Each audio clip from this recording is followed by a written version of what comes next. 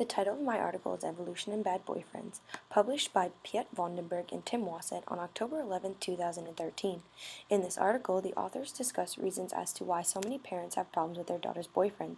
Most people would assume that because parents and children are so genetically similar, they would have the same beliefs on who would make a good mate. However, that was proven false. Piet Vondenberg and Tim Wassett came up with a theory as to how evolution may be one of the causes of this conflict. They believe parents will give all of their resources, aka money, support, and among other things, to make sure their legacy lives on in grandchildren.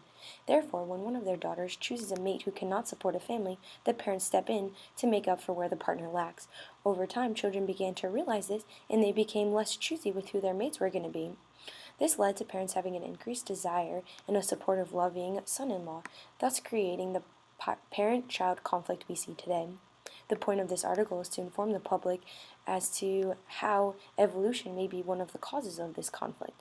By reading this article, I learned that researchers must always look at all of the different possible causes for behaviors in humans. Because parents and their children are so genetically similar, I never thought that evolution would be one of the causes of this conflict.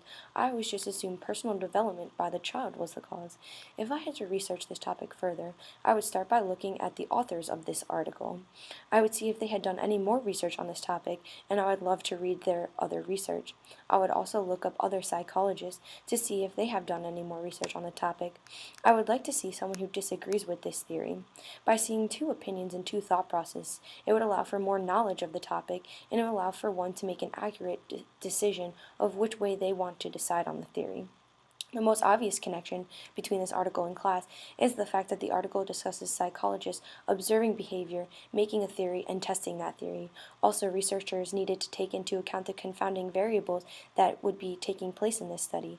In real life, the chance of genetic mutation from generation to generation becomes a cause of concern.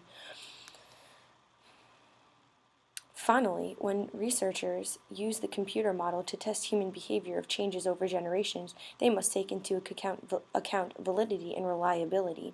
In our class, we talked about how validity and reliability may make or break a study. In this research, the researchers had to make sure that the genetic mutations are at a minimum so that the results do not change over every time that the study is run, and they must make sure that the model is producing results that would accurately represent real-life behavior changes over generations.